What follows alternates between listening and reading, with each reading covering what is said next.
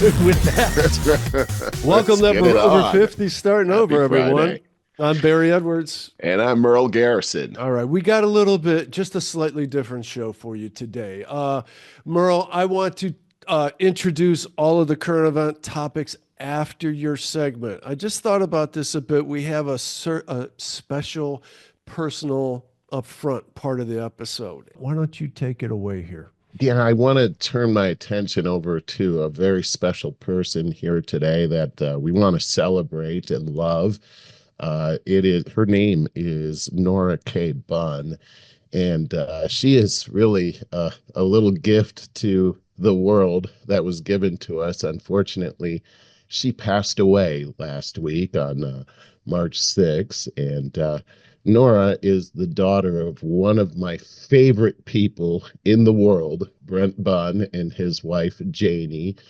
Brent and I worked together for some time, and just one of the most genuine guys you ever want to meet, with just a wonderful personality and great communicator. But they had this little girl named Nora, and I was introduced to Nora many months ago, and I've gotten to know her mostly online, but her personality supersedes anything. She is one of the sweetest and most genuine people as well. And I'm just going to read her obituary because they're having a memorial service for her today. And I cannot imagine saying goodbye. Nora Kay Bunn passed away on Thursday, March 6th, at the age of 7, with her loving family surrounding her. Nora was born on September 26, 2017, in St. Louis, Missouri, to Brent and Janie Torrance Bunn. She's survived by her beloved parents, Brent and Janie, brother Jack, and sister Reese, as well as her grandparents and quite a few other people in the family. Nora was a beautiful and perfectly made mix of sass and sunshine. She cared deeply for those around her, but she was also brave, confident, and fearless. She was not one to shy away from sharing her opinion or asking tough questions. She had a witty sense of humor and loved to make her family laugh. Nora felt deep love for Jesus, and Jesus was important to her. These Christian values carried over to how vocal she was about love of family, friends, God's creatures, especially cats, and being thoughtful and kind to others. Her best days were spent snuggling at home with her mom, dad, and siblings, on the playground with friends. Another happy place for Nora was her school, Christ the King. She adored her teachers, friends, and loved to learn. She was especially fond of a good pajama day in place of her uniform. She was a busy girl, involved in Girl Scouts, indoor and outdoor soccer, taekwondo, gymnastics, and track. She also loved taking tap, ballet, and jazz at St. Louis Dance Academy. In her spare time, she loved to swim and work out at the gym with her dad and sister. She also loved spending time at the family farm. The last year of Nora's life was unfathomably difficult. She was diagnosed with diffuse intrinsic pontine in March 24. DIPG is a rare, aggressive, and inoperable brain tumor that primarily affects children. Survival is 9 to 12 months, with radiation as the only standard of care to prolong life. Nora fought with the strength of a fearless princess warrior. Her parents traveled with her multiple times in the fall of 24 for a CAR T cell immunotherapy trial at Stanford University Medicine. The treatment was successful for a short time, but ultimately the tumor started progressing and her mobility began to fail rapidly. In the last months of her life, Nora would attend school in the mornings with her first grade class and then go to therapy at Rankin Jordan 3 to 4 times or days a week. During her time at Stanford, Nora dedicated or dictated her hospital experience to her amazing child life specialist, Joy, with the goal of publishing a book to inspire and encourage other children during oncology treatment. Nora became a published author in the fall of 2024 with her book, Sparkle of Love, about a brave and courageous unicorn named Heart Lover. The book is for sale on Amazon and to date has sold over 1,000 copies around the world. In between many doctor appointments, school, and therapy, Nora also fit in multiple book signings. Nora was preceded in death by her grandparents. Now, there's a visitation that was held yesterday, and there's a mass that's going to be conducted today in Nora's honor. And I am going to be attending that with my wife as well. And I understand that what is going to happen here at this memorial service is that Janie and Brent are going to eulogize her in the beginning of this, and her first grade class is going to be there, and they're going to bring up gifts, and each will have a flower, and this should be quite a beautiful event. We had a video that I sent over to you of Nora, and I don't know if you're able to pull that up or not, but this just really exemplifies her personality and what a beautiful personality she has. Did you have that, Barry? Yes. Yes, I have it right here, and I just want to make sure I got the sound on. Yeah, that's And important. there Her we go. voice is important. So, Nora Bunn, you're going to be 7 tomorrow. Yes. Oh my. If you had advice for all those 6-year-olds out there, what kind of advice would you give a 6-year-old Well, about they life? have to work hard in every sport they do and just be kind and brave by believing God and respect Him every day. Wow, that's some really great advice. I don't think any adult could have said it better themselves. And at the ripe age of 7, what is your favorite food? Well, She's a performer. chicken strips. Okay. Chicken And what would you strips. say your favorite junk food is? Oh.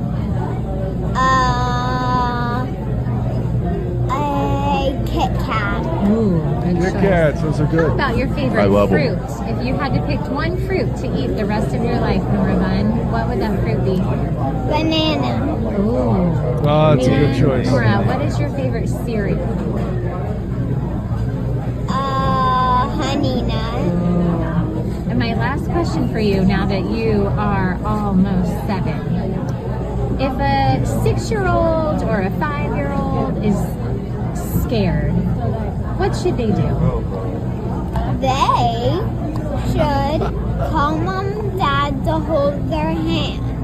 I love that. That is the perfect answer. Call mom and dad to hold their hand. Oh, And everybody knows that Jesus is in your heart.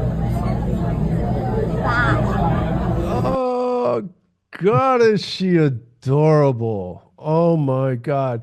I like that picture of Brent too. I look at him and he looks like every friend I've ever had, every good friend I've ever had. He is a very solid dude, and just a great. I know he's a great dad, and Janie's a great mom. When the day that Nora died, Brent let me know that Nora was soaring like the eagle in heaven, and that she went peacefully with her arms open to the Lord. And one of the things is that you could see she was very, very active. And this particular disease affects a part of your brain called the pons, which is in your brain stem.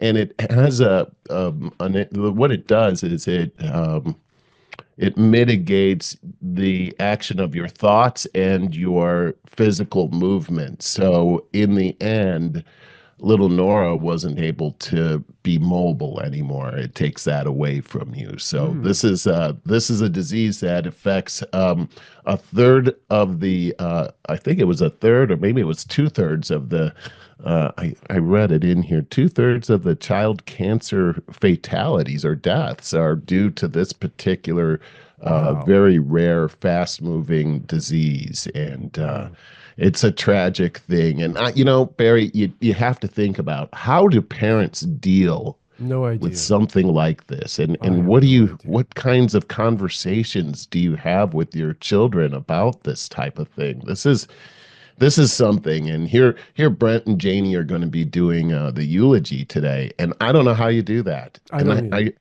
when I look at Brent and I see the strength that he is carrying through this and his wife, it makes me.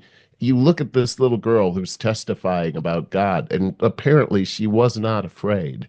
And then you see the strength of her parents, and you think, I have to think this is proof of God and his love and how he carries you through situations and gives you strength. And in situations like this, he seems to turn up his love light and cause other people to be able to bask in it. And I think that Brent and Janie are ambassadors of that love. And certainly Nora was.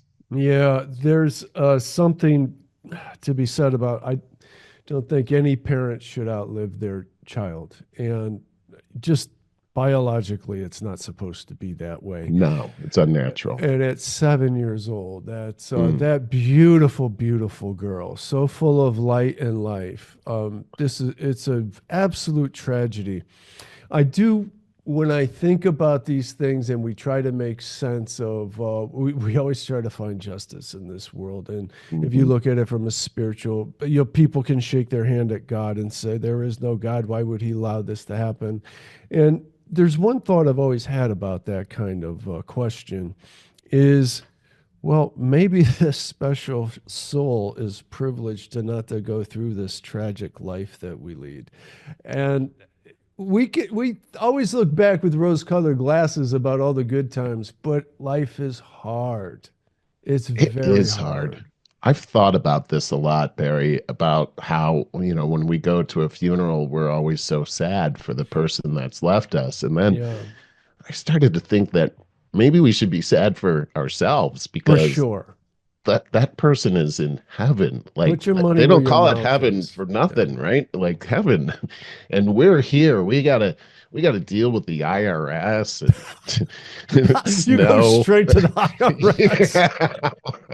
Sorry. It's just, we gotta deal with a lot. Life is hard and there's sorrow and hardship and Oh, frustrations. so much And sorrow and there's so like anxiety and it's like you fear. get walking through a bunch Horrible of times. thorn bush paths, Just I when you mean, think life's yeah, getting great for you, yeah. a curveball will be coming, man. I mean, And it is that it's it. And apparently that's not how heaven is. And I see Nora there just running around and yeah, just, being herself and just there's family there that's waiting for her that's there. I mean, there's a whole eternity of joy there. But I want to throw something out. You and I talked about this last night. That I read this article from a woman that had a very profound near-death experience. She wrote a couple books on it. I don't remember her name, of course. Do I ever? But I always take away the important part. And to me, and I love near-death experience stuff. I take in everything I can. very I did a interesting. really nice 050 special a couple years ago with of course his name escapes me. It'll come to me in a second. But my point to that is the commonalities between all of them across all of our cultures. Well, you're going to have to draw a line through the common denominator and realize that first of all, I firmly believe in the afterlife and a higher power. We are described as going to this source of unconditional love. And this woman said that don't worry, you're not going to leave those behind, those you love behind. They're there as well. Jeez, Yeah. dude. I'll never forget that. This is a bit of a mind-blowing thing that to think about, and the fact that God lives outside of time. I mean, that's really the premise of this whole thing, is that, okay, God lives outside of time, and the Bible says that we're currently here on earth, but we're at the same time in heaven with God. How could that be? Yeah. And if Yeah. we live outside of time, then that can be. And it really kind of reminds me of the movie The Matrix, which I watched again last week. And it's like you're in this reality, but is it reality? And Right. where reality really is, you're in the Matrix. And this thing that you're having is almost like a dream, like It's a you're in a dream construct. state. Exactly. It's a construct of your mind, or is it a construct of God's mind? What exactly is it? But the fact of the matter is that the concept holds that if a loved one were to pass, like Nora, that when she gets to heaven, her parents would also be there. Because we live outside of time, as if time had already happened when you're outside of time. Kind of mind blowing. It is mind blowing. I find it absolutely fascinating. I remember it's the special I did a couple of years ago was with Robert Ginsburg. He started studying the afterlife when he lost his daughter and then his wife. And he was featured in a special on Netflix. We did a really great special together. I do want to just pass on my condolences to the family, very, very sincere condolences to your entire extended family and network of friends who I'm sure are all sharing in the sorrow. But know that she is with you, that she is eternal. And I want to mention that I'll put the link to the book from Amazon. You can purchase it at Amazon. I'll put the link in the show notes. So, not to be a shameless plug, but if you go to over50startingover.com, it will be there. I also want to say that the name of the book, Sparkle, what was it called Sparkle again? of Love, and I'll put North this Sparkle up of Love, and they are starting a foundation to support research for this particular form of deadly cancer. As it said in there, the only alternative is radiation, and there really isn't a lot of research going on, and it is a big killer. So it is called Nora Sparkle of Love, and they're going to be launching that this month. And this is one of those concepts, Barry, that we talk about as we go through these hard things that are impacting us.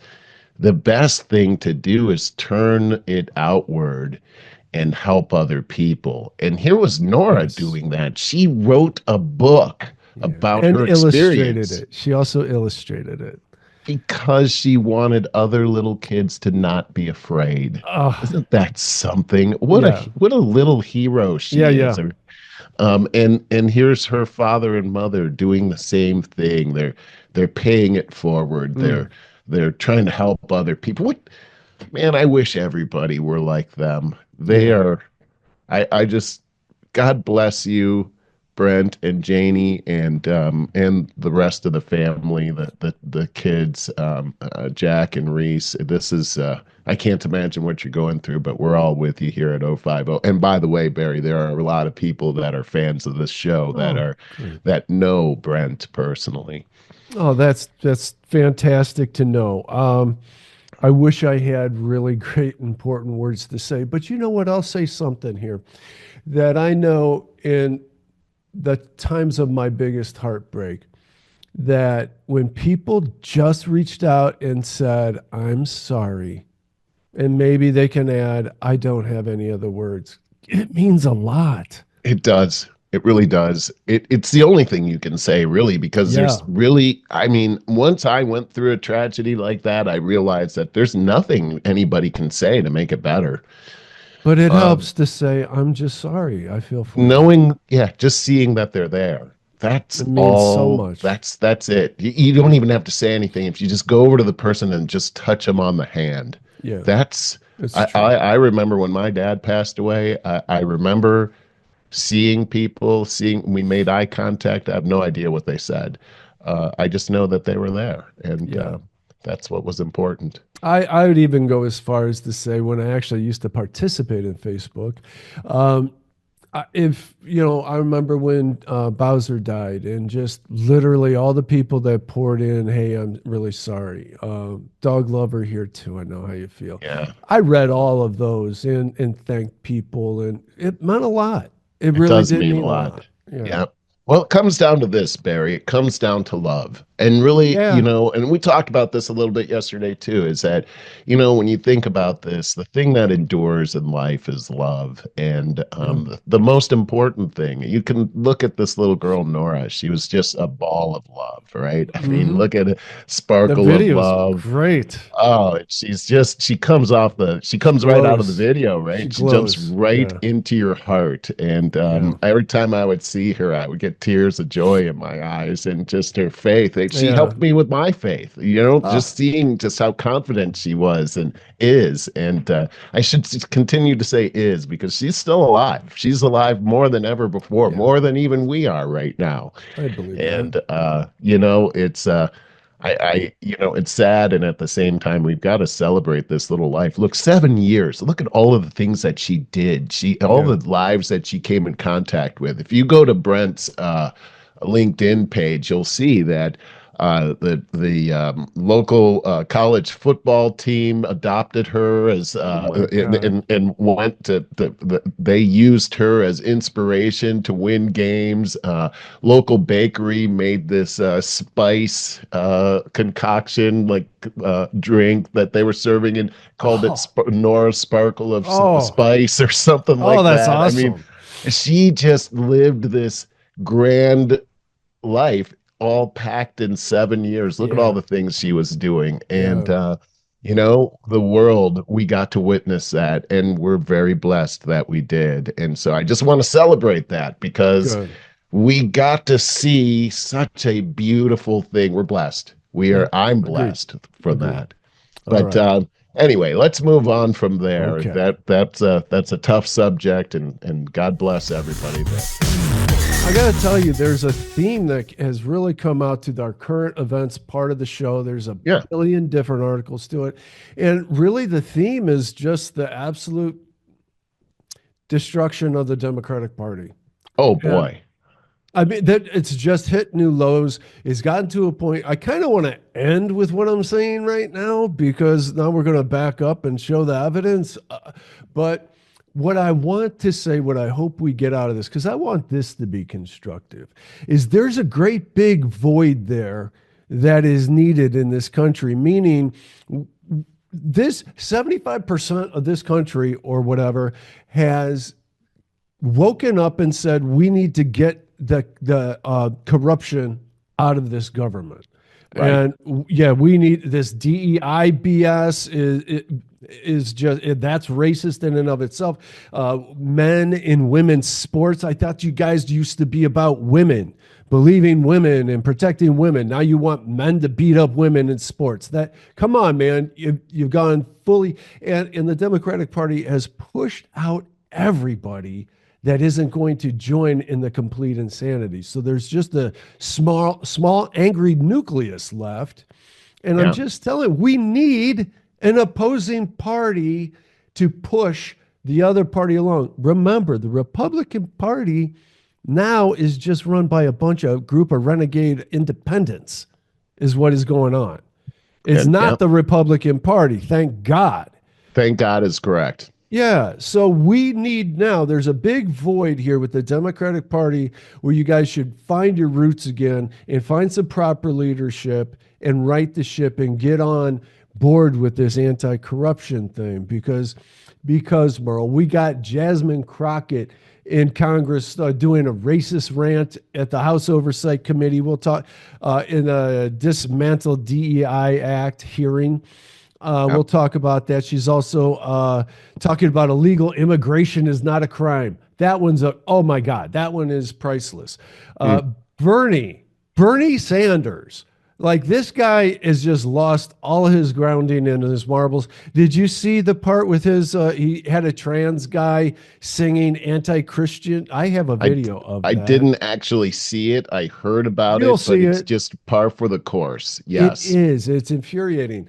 Then, so the Dems think launching a great big TikTok dance party is going to do something for their image. Or so, it's so cringe. I got video on that. Along with, we got a couple of podcasts that just came out. One Gavin Newsom, and one Michelle Obama. And I don't see this going well. No, they're terrible. Yeah. And Newsom's trying. He had Charlie Kirk on there, who was not falling for the kiss ass stuff that Newsom was doing at all. I loved it. Yeah. So then there's another new tactic. Have you heard about the foul language tactic? No, I Dems have not. coming up to podiums and, oh yeah, I'll say it, bleep, Trump. Taking turns doing that kind of thing. So we got, I got video of Whoopie Goldberg telling Woman of the Year, Dylan Mulvaney,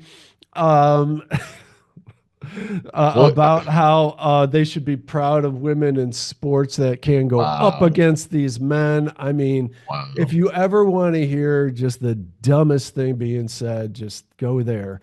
And, but I will say, Trump's biggest accomplishment to date and forevermore will be Rosie O'Donnell leaves America. I heard that. His biggest accomplishment. Yeah. So back to the podcast. We got Bill Burr. I'll talk about that. His podcast is he got the ultimatum. Either join us or leave us. He's an LA guy with his wife. She's fully into, mentally bought and sold into the Trump derangement syndrome. He went there. I used to love his podcast, and he went crazy. Boy, we got a lot to talk about with the war in Israel and the funding on that. I got a lot of details on that one. And then there's Anna Paulina Luna, who's been making a name for herself in politics. It seems to be the one and only that will keep bringing up the Epstein files, JFK files. What's the other one? MLK. MLK, right. Yeah. Who it's being censored out the wazoo. I am finding myself as I try to find new. It's very disappointing so far. Yeah. Dude, it's hugely disappointing. I put notes on our webpage and on our YouTube channel, Deep State 1, Trump Team 0. I would say now it's about Deep State 3, Trump Team 0. And I don't think any of us should allow this to go off the radar whatsoever. No, I don't think so either, Barry. I think you're exactly right. Yeah, I got a short YouTube video. I got a lot of videos to play, but just briefly, she did say that there is an internal war going on with the intelligence agencies over that. Hey, just as we go down the road there a bit, have you heard about the new woke Snow White premiere? No, I have not. Disney's trying to do all kinds of damage control Snow on White. that. Oh, they've been losing money hand over fist on their woke crap. And the thing is about movies is they take so long to make. Right. They didn't see there's just then the woke was a year ago, really. And they're like pumping this stuff out. Got some good stuff on the lighter side at the end. I'm going to feature a little bit about Millie Bobbie Brown. She was the young girl in Stranger Things. I don't think you ever watched that. No, I don't even know what that Yeah, is. we'll talk about that later. Some Stranger good news Things. on that. Okay, all right. Yeah, that yeah. sounds good. Anything that I just threw out there that just pricked you want to start with, or do you want me to just start with? Jump right in there, man. All right. Well, let's go back to the top. How about Jasmine Crockett? What do you think of her? Oh my gosh! Who's electing these people? Seriously, I say that all are the you time. kidding me? Like, Dude, what? she got elected in Texas. I But mean, it is Austin. This is the thing: is the racism that's coming from people like Jasmine Crockett. It's really disgusting. You look at, she's right on the same level as Joy Reid, and it's like, how is this even acceptable? And what kind of people are going to the polls saying, this is my person? And by the way, I know. And the dance video that she did a couple of weeks ago, I got some of that too. Are you kidding me? Yeah. All right, let's hear what it is not a criminal violation to enter the country illegally. I gotta play that again. She's the person that represents the law. Word for word. Yeah. It is not a criminal violation to enter the country illegally. It's not a criminal. It's a crime. It's not a crime, which is why they're so frustrated, because they really want our local law enforcement to go out and round up people when they could be looking out for the. Somebody voted for her. Enough people voted for her to oh my God, Merle, what were they thinking?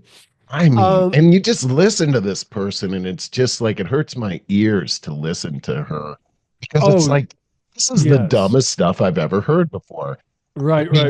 And just the racism that comes from her and the victim mentality. I'm so tired of it. I'm so over it, Barry. This next one might be the clip. I was trying to find the clip where she was addressing Congress and just, the white men this, white men that, you people on this side versus us over here. Oh my God, the racism is Why are we accepting this? Why are we accepting this? Yeah, it's true. And some people are late to the party because when you see Joy Reid lose her job at MSNBC, chief racist of all of corporate media, okay, the writing's on the wall. Get a clue.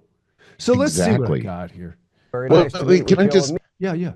I just wanted to say, I heard her talking this week about how Trump is deporting all of these illegal aliens, and they're the ones that work in the fields, and they always say, oh, these people are stealing our black jobs, and so Trump wants us back in the fields again. He wants black people back in the fields, like slavery. And it's like, that's a point. Like, really, people elected you to make a point like that? Like, are you kidding me? This is absolutely disgusting. That's just the lowest level playing card that any of these leftists pull. I mean, going back to this whole slavery thing, like as if she's got anything to do with it, or you and I have anything to do with it. Exactly. She's a black congresswoman trying to convince us that the federal government is prejudice. Right. So you're in the government.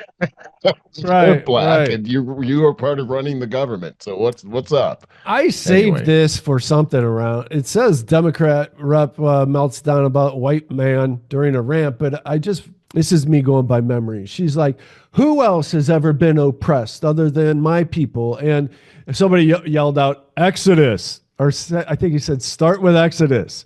And I had to look it up. That's the story of the Israeli. How do you say that? The Israelis and how they had to leave Egypt and they were spent 40 years in Egypt. Yes. And then I added, how about the Jews? World War II. Remember that? That was kind of bad. That was kind of bad. Irish here in America. Yeah, they were enslaved. Man, they were treated like crap. I have what about Japanese people that were put in intern camps during World War II? Oh, I don't. We put them in intern camps, right? You consistently said over and over the word oppression, and every time that you said it, it was almost as if I was hearing nails on a chalkboard, because it seems like you don't understand the definition of oppression, and I'd ask you to just refer to Google to help you out. Oppression is the prolonged, cruel, or unjust treatment or control. That is the definition of oppression. And so as I sit here as a black woman who practiced civil rights, let me tell you the reason that my colleagues wanted to make sure you understood the same black history that your side of the aisle wants to delete out of classrooms is because you can then misuse words like oppression. There has been no oppression for the white man in this country. You tell me which white men were dragged out of their homes. You tell me which one of them got dragged all the way across an ocean and told that you are going to go and work. We are going to steal your wives. We are going to rape your wives. That didn't happen. That is oppression. We didn't ask to be here. We're not the same migrants. that y'all constantly come up against. We didn't run away from home. We were stolen. So yeah, we are going to sit here and be offended when you want to sit here and act like and Just don't want to say what she just said there. She was sold by her own people. I mean, if she wants to claim she was. Yeah. Yeah. Okay. So we're about to get to, I just want to get to the part where the guy goes, start with Exodus. It escape you that it is white men on this side of the aisle telling us, people of color on this side of the aisle. Oh, love the divisiveness right there. Yeah. And there's no black people on the other side of the aisle, apparently. That y'all are the ones being oppressed. That y'all are the ones that are being harmed. That's not the definition of oppression. You tell me the prolonged, cruel, or unjust treatment that you've had, and we can have a conversation. You could start with Exodus. The final thing that I will say.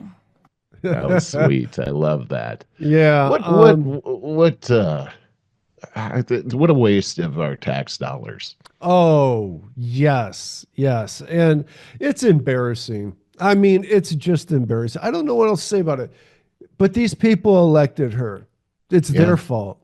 Yeah, I mean, I don't know. No kidding. Why does this happen? Did you happen to see the address to Congress last week that Trump made? I know you were out on vacation, but that was outrageous. I've never seen anything like that. I mean, this was the State of the Union. I'm talking about the just Congress. It's not a State of the Union until it's after. It wasn't a State of the Union. That's what I'm saying. It's like a State of the Union. Yeah. It's basically the same thing. Yes. It's the same time of the year. It's an address to Congress, and just the attitude. It was almost like. It was almost like watching a third world country and what happens in their Congress, and the faces, the signs that the Democrats put up. It's just like you're saying, the Democrats are out of gas right now. Yeah. That's really it. The woke agenda failed. Everything that they're saying, and what we've seen here is the mass destruction of our way of life here in America, from our borders to our educational system to our financial systems.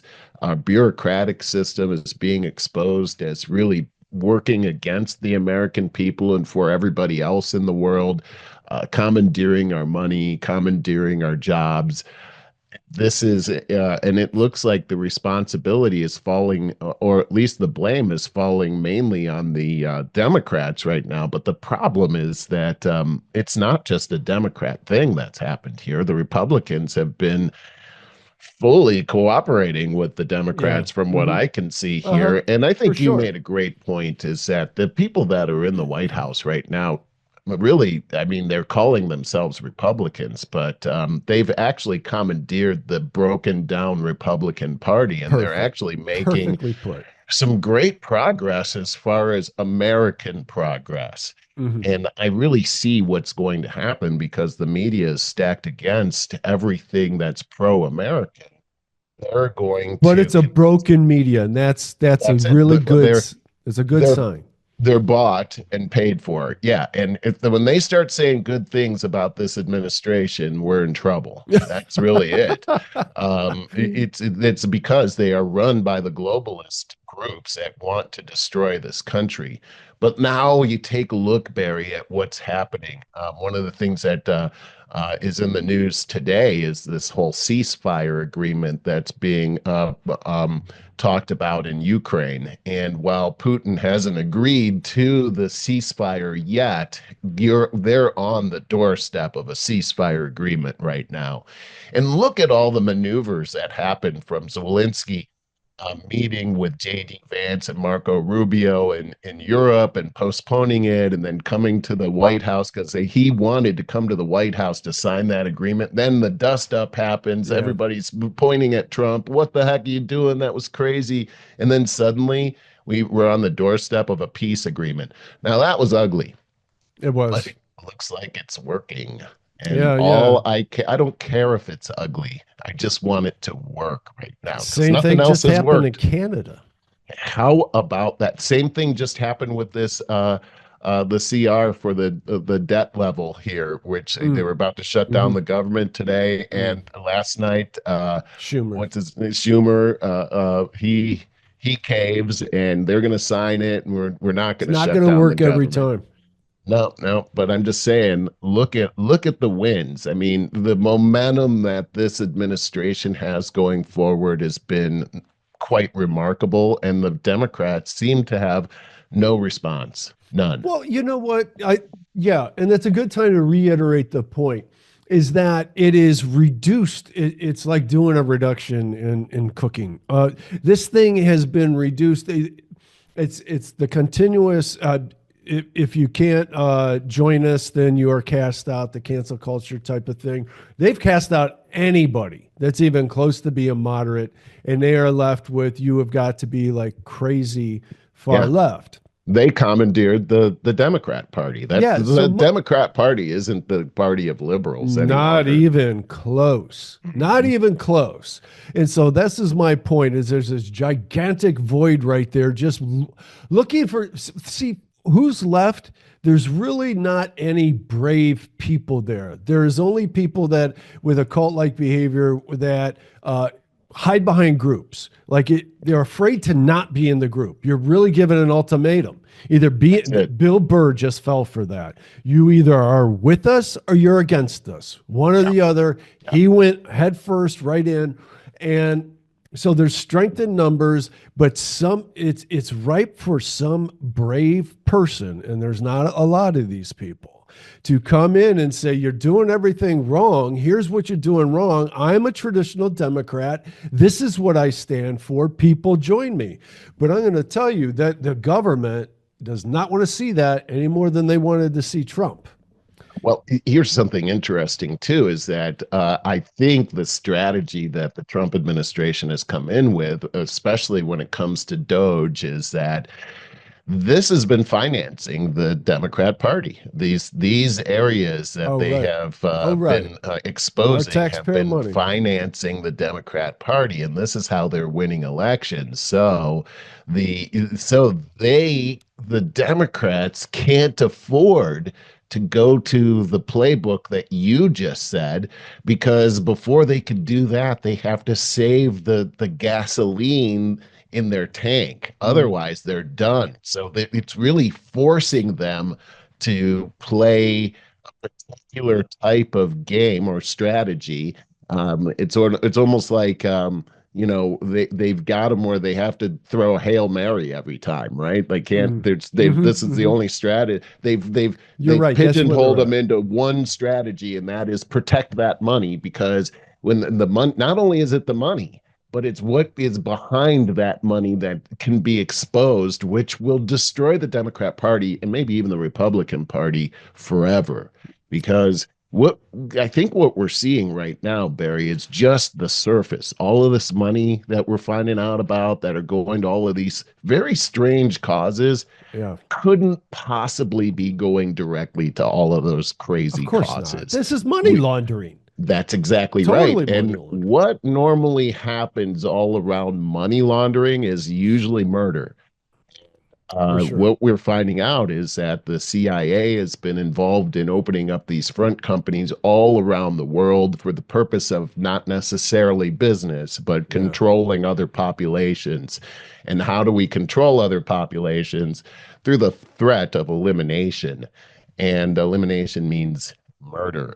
And so I think these things are threatening to come out, and I think they're very highly related to the Epstein files. I was just gonna draw that comparison. Right. I feel like those things are very highly related, and this is why we still don't have this. I think there's a big fight. I mean, look at what happened with the Epstein files, Barry, is that we found out that here's Pam Bondi trying to get all this information and Kash Patel, and then we find out the FBI is holding back on all of this information. And then the names that came out from the FBI are notorious names going back decades of doing this kind of stuff and getting away with it. So what we have is we've got these systems that have been operating for decades now that are not going to come unraveled overnight. So we've got to fight to get this Because misinformation. Your mic is kind of going in and out right there. And since you brought up, went full head into the Epstein stuff, I just wanted to share this quick video. Go ahead. All right, come on, Jesse. Will we finally get to see the Epstein files and watch some high-profile people brought to justice? What's going on with the Epstein files? A couple weeks ago, that was kind of weird. What are you hearing?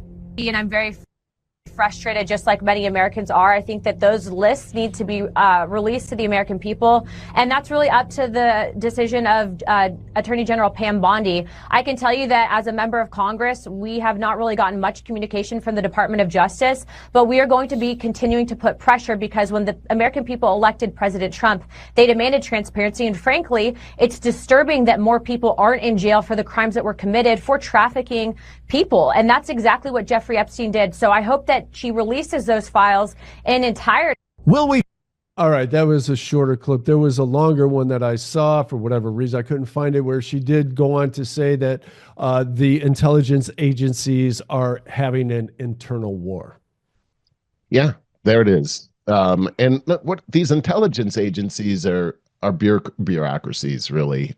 For sure they are. They're unaccountable. And but this is the problem. This is the problem. Right? I wanted to see people being taken out in handcuffs. Same. By now. And they need to be. Nobody by has. Now they need. Anyway. And not one. No, you're exactly right. This is more of the same. This is 5 years of the show now in running, where we keep talking about all these people that are high crimes and misdemeanors, as far as I'm concerned, never paying any price. No. But a lot of talking about it, and it's always just talk. I know this is very frustrating. Will the price ever be paid for justice? All right, let's see what you think about this. This is back to how low can we go? How far can things fall? Trans singer who performs at Sanders rally slammed over pure evil anti-Christian lyrics. Now, I'm just going to set the stage with one thing. If this wasn't a political venue, then you just got an immature kid trying to be rock and roll, like he or she or whatever leans into the trans thing. Oh boy, this is one way to get my attention, and then say the most blasphemous things you can about religion. That's really kind of hip too today with the young defiant. But this is Bernie Sanders having this person at a political rally. Yeah. So there's that. Okay, let's go. This is short. God have a big fat, cause it feels like he's me. Okay, so now we go into the stuff where they just lay over a bunch. That was disgusting. And okay, so as a political candidate, I mean, as a politician, what would be your motivation to bring somebody so offensive up like that about and to mock God? Yeah. So your constituents, would they hate God? Is that what you're trying to say? They do. It's I got a little bit more live stuff here, but you heard them cheer. Yeah, this is kind of a hip thing, and it is now a very anti-Republican thing to do. And so there's that. Remember the Olympics, the opening? Oh yeah, all the blasphemous. Yeah. Let's just a little bit more. Boris balls filled with lightning, too big to like heaven's keys. And back to that garbage. Wow. I mean, just really, there's not any talent there. See, here's, I'm trying not to sound like my grandparents when I was listening to Kiss. Yeah. You know what I mean? I don't want to do that. That's why I said, I'll say again, is if it were anything other than this political arena, it's just an immature kid being an immature kid. Well, the fact that Bernie Sanders brought this talentless person playing this at what? I want to hear from him. Well, go back to the congressional appearance that Trump made. And, here he had these people being celebrated for their daughter was killed by an illegal immigrant, and now they're Oh, passing a right. bill to help prevent something like that from ever happening. And they show the Republicans, and they're all happy. They show the Democrats, and they're all making sneers into the camera, and nobody's clapping. The one kid that had all kinds of brain cancer, he's an honorary agent now. None of them clap for that kid, and it's just like all these good things that they can't even clap for because it was Trump. But okay, really, you can't clap for goodness because that just seemed so evil. And then when you take a look at this and what they stand for, it's like they stand for destruction. They stand for, just anti-establishment. They stand as a victimized class. And it just seems so, who could support all of this and feel good about it? I could see, if you really think about everything you just said, then you can get an understanding of how close we are in our same belief system. Now you're like, what the hell? Well, our government is so broken. Healthcare is so freaking broken that I could see being totally anarchist. I mean, the popularity of Trump and the movement, isn't that anarchist? To bring this whole team in and say, we're tearing you all down. But you know what? It's not. If you say that's not our government, that's not the United States of America, these are a bunch of corrupt bureaucrats. That's what it is. That is exactly right. Can you see their point of view, though, where they're like, they want total anarchy because I do. Everything's broken. Well, no, you're right. And it's interesting how you're putting that too, because it's like, in the void of information, this looks like you're tearing down government. But when you look at it in context, you're restoring what we had and was stolen from us. That's actually what's happening right here. It's a restoration of what the original intent of our constitutional government was, which, by the way, didn't include any bureaucracy. That's a very good point. Now, where things got twisted and what you were just describing is, this is so purposeful. Trump hate, that addictive hate.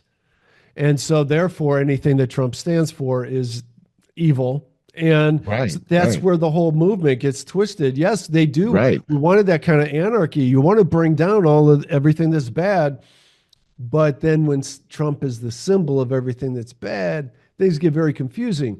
I'm going to go all the way to the end of the podcast for a second, because we're going to talk about the podcasts that have been coming out, Gavin Newsom and Michelle Obama, the lack of podcasts that Kamala Harris couldn't do one because she couldn't stand up for herself. That Polivier guy failed in Canada because he only did Jordan Peterson's. He did not do everybody else's.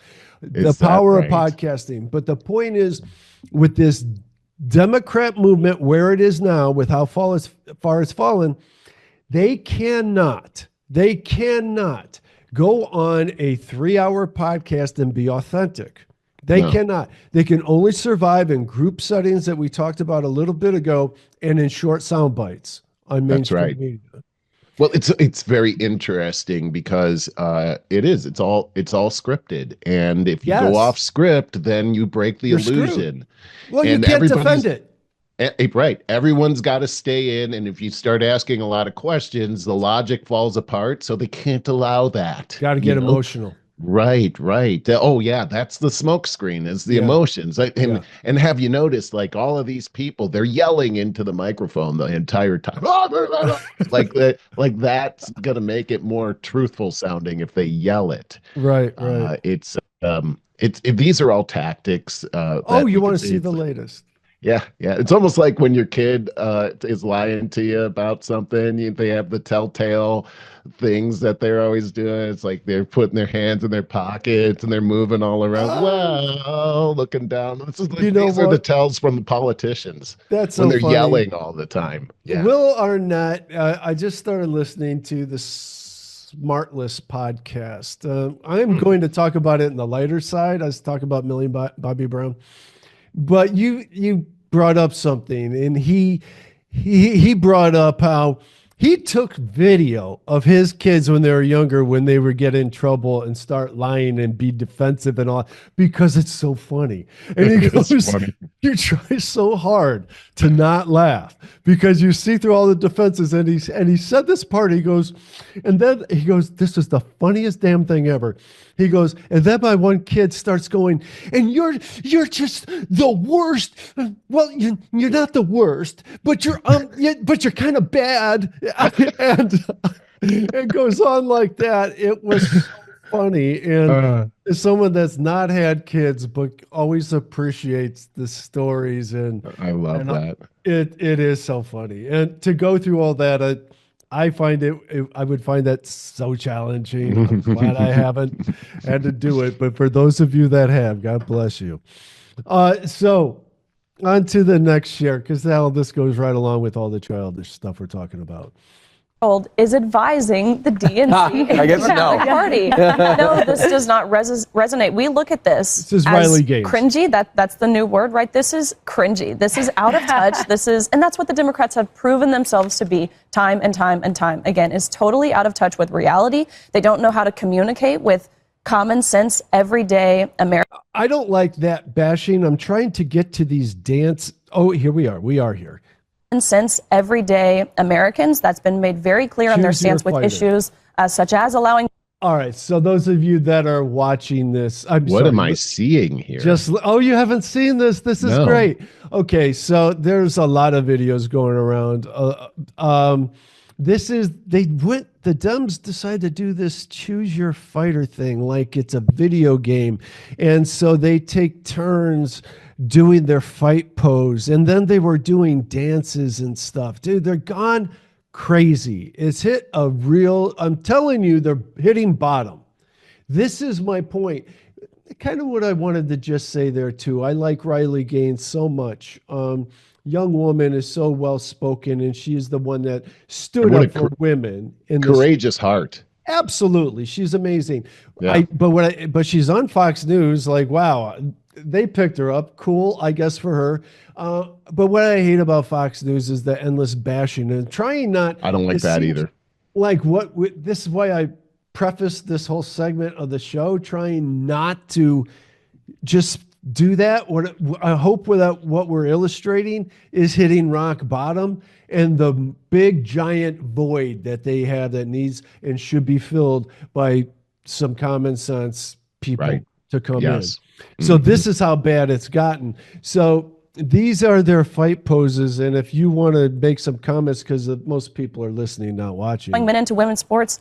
Governor Walz putting tampons in boys' bathrooms, boys as young as, fourth grade, referring to Latino individuals as Latinx, totally out of touch. And of course, this skit falls on. There's your girl. I don't even know what to. That's the same. She's wearing that same outfit she had with her dance video on. So it must be the same day. I just saw that dance video too. I don't think I have it up here. Oh, that was so stupid. Yes, it's so stupid. Emily, I'm watching these women dance, and I think I'm being I can't even describe this. This is so weird. It's so weird. These are politicians. Like what? They're TikTok influencers. They're not politicians any longer. They were doing another where they were dancing. They were taking turns dancing. TikTok videos.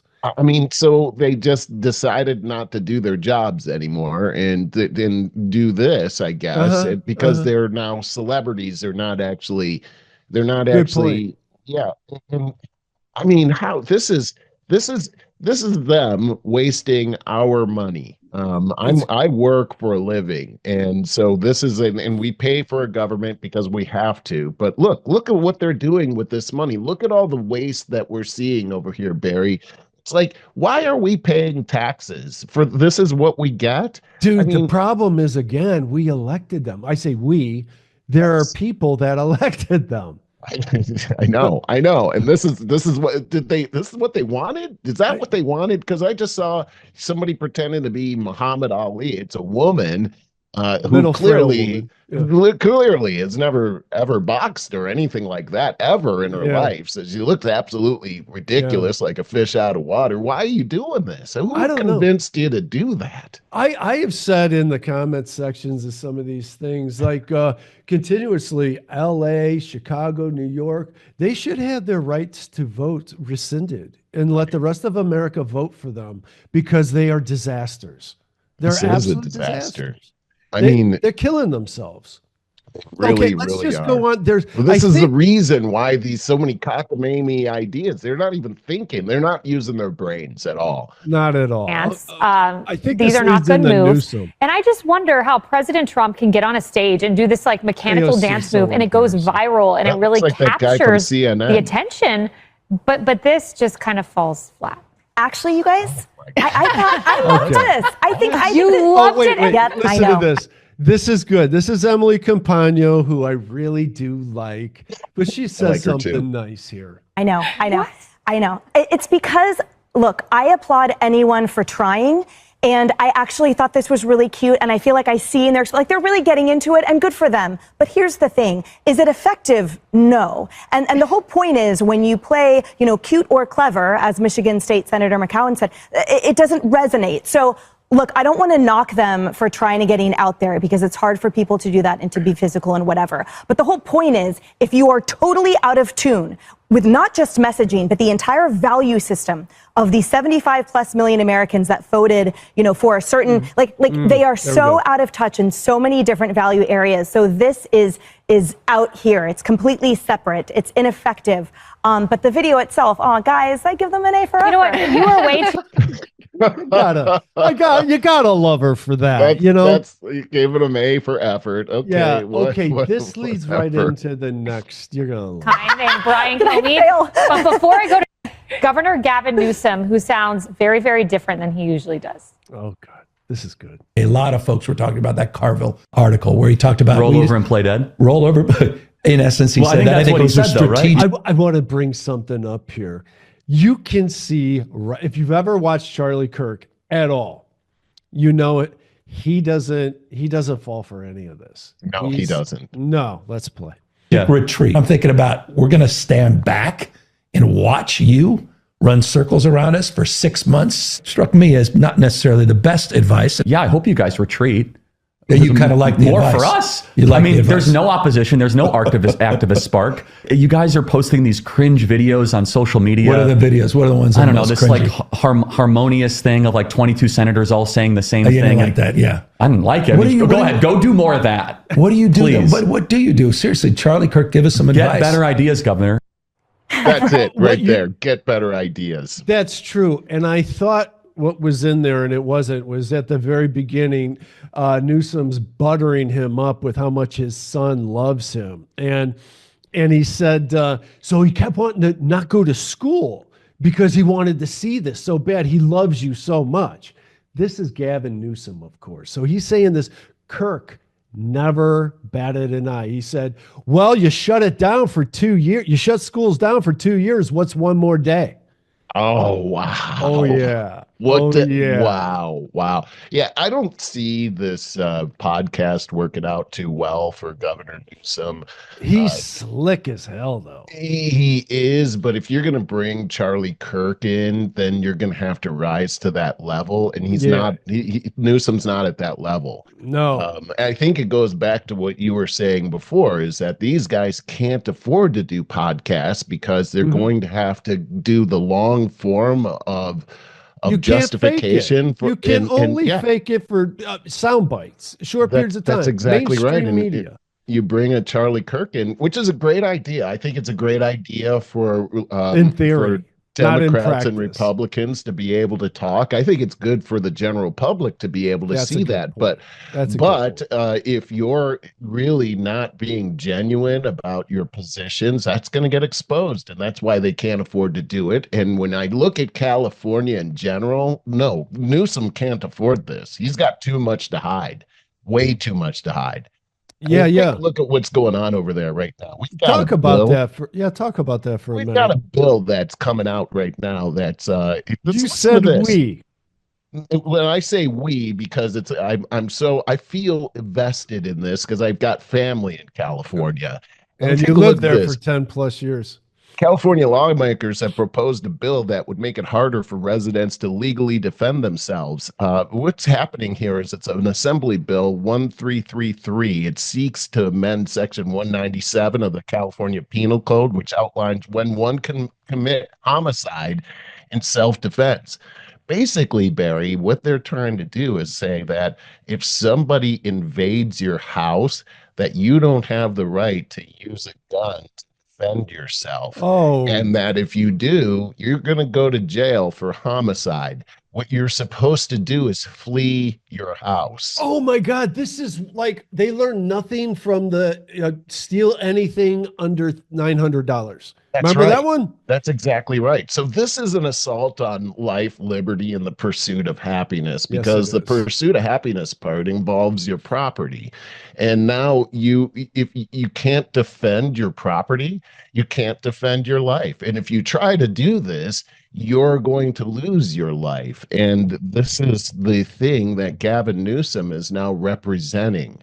And how are you going to have a podcast where you got a Charlie Kirk coming in and try to defend this? It's not going to be good. It's going to be ugly, and you're going to lose. And so and on top of that, take a look at everything that's happening in Los Angeles with the fallout from this fire. And really, I place 90% of the blame on Newsom.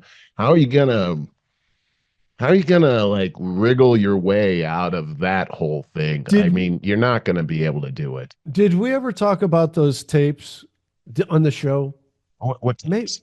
Of what's her name? The mayor of LA. Oh, yeah, no, we never did. The Karen Bass tapes. Yes. No, but what Barry's talking about, the tapes that have come out, and this is really this is again why they should not be able to vote. James O'Keefe put this out, where they were able to.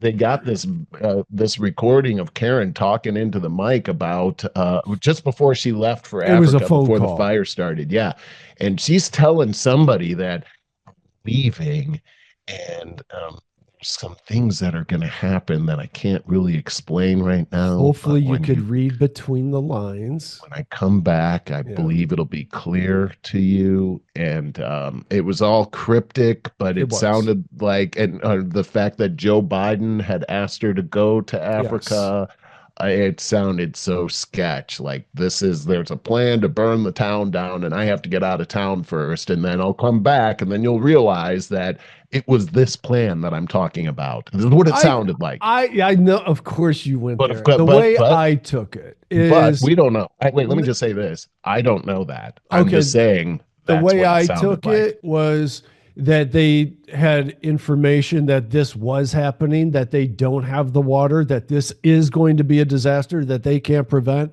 and Bass is not competent enough to deal with it.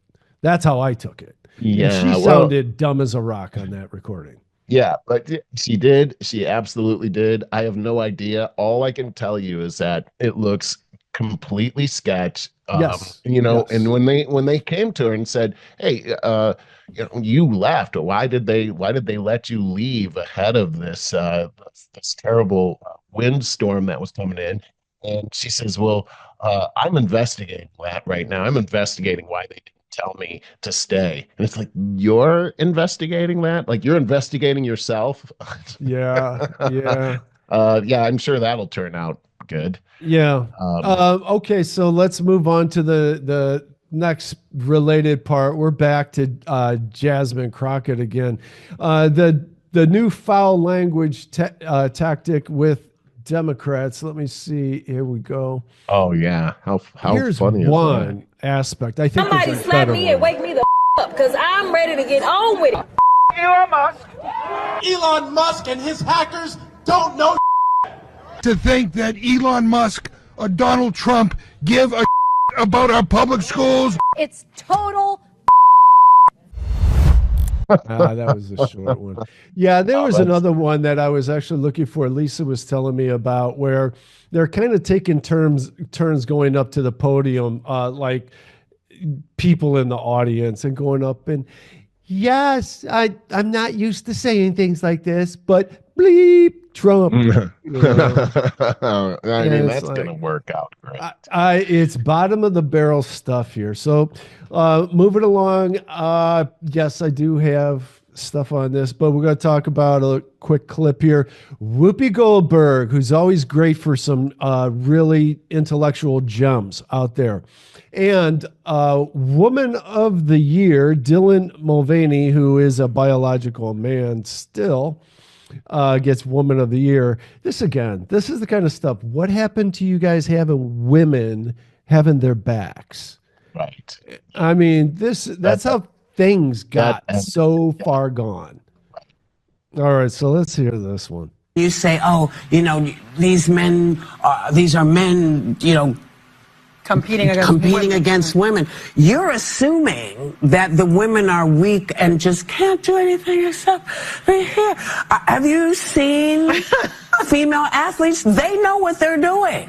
Mm-hmm. So I'm not sure what's going on or why this is an issue.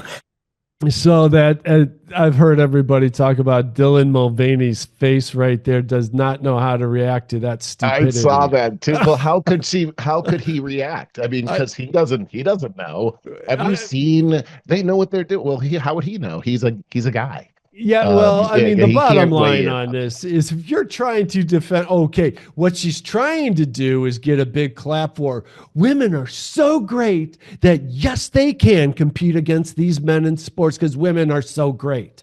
We saw what happened in the Olympics with the boxing. It doesn't work that way. Right. The men's shoulders are bigger. Man. Yeah. The leverage a man has with the broader shoulders to be able to throw a punch. It's endless. Endless. You're not going to be able to compete with that. That's so absolutely ridiculous. There's the picture of that dude that Riley Gaines lost, and she tied him.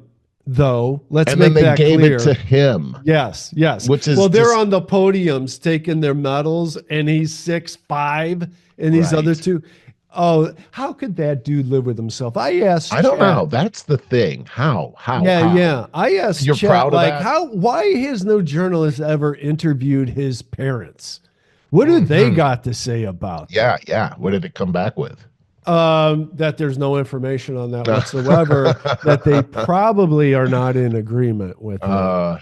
And that is so crazy. Hey Barry, let me back up to the last thing that you were saying before this story, and then we're gonna have to wrap this up. But okay. I wanted to say about this. There is a danger in what's happening with the Democrat Party right now, and it is a danger to the rest of America.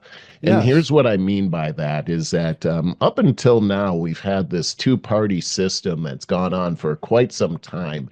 And one of the very biggest benefits of having at least two parties is that they compete with each other. So therefore you don't have absolute power in one party. Right. But as one party becomes super weak, the other party becomes dominant, and then you do have absolute power. And when absolute power happens, the fruit of absolute power is corruption. Yep. And this is what I'm talking about, is that you were calling for this during the whole show, is that there has to be a way to fill the void. I feel like the Democrat Party could be dead, but another party needs to step up. One with some common sense that can challenge other so-called common sense ideas. So far, the Democrats are lackluster when it comes to any kind of common sense, and therefore anything that smacks of common sense sounds like a winner, and in the void of common sense, that's a problem. And so we really need to, it's important that we have at least another party that's represented here. I personally, and if we don't do that, then we should wipe out the party system altogether and make it so that we're just Americans. That's really what I would prefer. That's not a bad idea at all. But the sad fact is the Democratic Party, as it exists right now, represents the total opposite of what they ever were supposed to stand for. And what George Washington warned us about is that if you implement the party system, then it will only be about the party and not about the country. And what we have seen is that exact evidence from the Democrat Party. It's all about the party. It's not about the country. And this is dangerous for all of us. Okay. And I'm sorry, do you have to go now? I'm going to have to. Let's wrap it up with your story here. Yeah. Okay. I'm just going to mention I wanted to talk about Israel a lot because this is where the money in politics still is a problem, and Trump has to pay his debts to his campaign funders. And so another $4 billion goes out to Israel. And I just think we all wish that kind of stuff would stop. I wanted to talk about the podcast. Bill Burr, his podcast went to crap because he had to go all leftist. But what on the positive, okay, of course, there's the woke Snow White that Disney's trying to walk back after investing $360 million into that. Wow. That's so Is Snow White black? Some kind of mixed. But the star of it has been going around saying woke stuff. They can't shut her up. It's become a huge problem. I did want to end up on this nice note and just talk about how I started listening to, all the heavy podcasts I listen to. And since Bill Burr doesn't fill that void for entertainment anymore, I do like Tim Dillon's podcast, though. I tried that. I finally listened to the Smartless podcast, which is Jason Bateman, who everybody loves so much, and Will Arnett and Sean somebody, token gay guy. But it's funny. I thought it would be a little cringe with three guys trying to be funny and all that. They don't step on each other. It's good. Well, they just had Millie Bobbie Brown on, who came to stardom as the 11-year-old star of the show Stranger Things. I think it's on Netflix. And she just got huge. And she's been controversial because she all of a sudden turned 20. And she's wearing all this makeup and looking like the hot Hollywood actress. All of a sudden, 40-year-old. I mean, she looks like a 40-year-old or something. And she just defends herself. Here's a headline that they quoted her. She hits back at tabloids saying she looks 40. She is quoted as saying, "You did meet me when I was 10 on Stranger Things. My face grew. What am I supposed to do about that?" And so she married John Bon Jovi's son recently, and they have this big farm in Georgia, and they rescue all these dogs, and they have horses, they have all these other animals. Anyways, what I got out of that I wanted to share is what a sweet person, and she's really grounded. I encourage you to take in that podcast. You will have no ill feelings towards her whatsoever for growing up on us. Right on. She's just terrific, and I just wish her the best. Right on, Barry. Yeah. I love that. All right. With that, both have a lot to do there. I know it was kind of a different episode where we skipped around on a lot of different stuff, but it did have a common theme. And I think that you surmised it very well there a minute ago. Right on, Barry. A big day here today with the funeral for Nora going on, but this was a good show, Barry. Yeah, thank you very much for bringing all you do, Merle. Stay tuned for Mark, his AI tips, and catch us at over50startingover.com. Leave comments for us. We want to know what you think about these things. We will answer them on the show. It's easiest to leave comments at our YouTube channel, which is Over 50 Starting Over. But sign up at Apple Podcasts, Google Podcasts, and Spotify. You get both audio and video. We'll see you next week. Hello there, Over 50 Starting Over friends. Mark Tenepack with you with your AI tip of the week. This week, picking your perfect AI partner. ChatGPT versus Claude versus Gemini. Let's get going. Over the last, many weeks, we've been using ChatGPT and AI in general, but there are more options than just ChatGPT. There is Claude from a company called Anthropic, and Google's ChatGPT, if you will, is called Gemini, and you may have heard of Gemini. There are more, but these are just the three we're going to cover in this week's tip. What are the best AI tools for you right now? So we're going to ask all three. So I performed a cross-evaluation of all three platforms, and I used, as we say, ChatGPT, Gemini, and Claude. I used the same prompt on all three of them, and the criteria in this prompt was evaluating all three models: ease of use, best capabilities, where they fall short, and their strengths. So I came up with this prompt, which we're not going to read, but essentially I'll recap it for you. The role we gave the AI is a chief marketing officer, very famous, very good, well known for working with brands, who has a new customer, a new client that's evaluating AI solutions, these three. And of course, we asked it the best capabilities, where they fall short, its strengths, and ease of use. And the audience we're working with are over 50 folks that are still working. I ran that prompt through all three platforms. So let's see what the results are. On Claude, all platforms agreed that Claude has strong analytical capabilities, and I can attest to that. I actually use Claude quite a bit. It handles complex, long-form content and detailed analysis very well. Again, I can attest to that. It really does analysis very, very well. It has a very professional communication style. It writes really well, I think actually better than ChatGPT.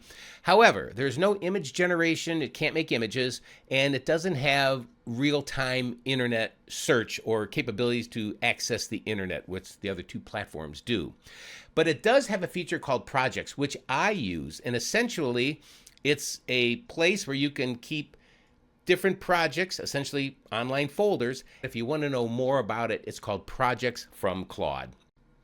On ChatGPT, it's user-friendly. People know it. It's recognized for its versatility. It's very creative. I will say this, ChatGPT is very, very creative. Strong integration possibilities, meaning people that already have existing software, they can integrate ChatGPT and its AI capabilities within their own software. However, it does make things up occasionally, but it's getting better all the time. It does use real-time internet search, which, by the way, is actually kind of a newer feature, and it really complements its responses. And I find that ChatGPT responses, when it uses internet search along with its large language model capabilities, does a really, really fine job. It has image creation. That's DALL-E, the platform. They do a good job as well. And then you're able to make these things called custom GPTs, which essentially, I can do a whole show on these, but they're your own projects, your own AI tools you can develop using absolutely no code, and just you tell the AI what you want it to do. On Gemini, I do use it all the time, but what I really like about it, Google Workspace integration is a key advantage because I use Google Workspace. It integrates with all Google products. It works very well with text, images, and code. It writes code very, very well. And it has really great potential for data-driven tasks and real-time collaboration.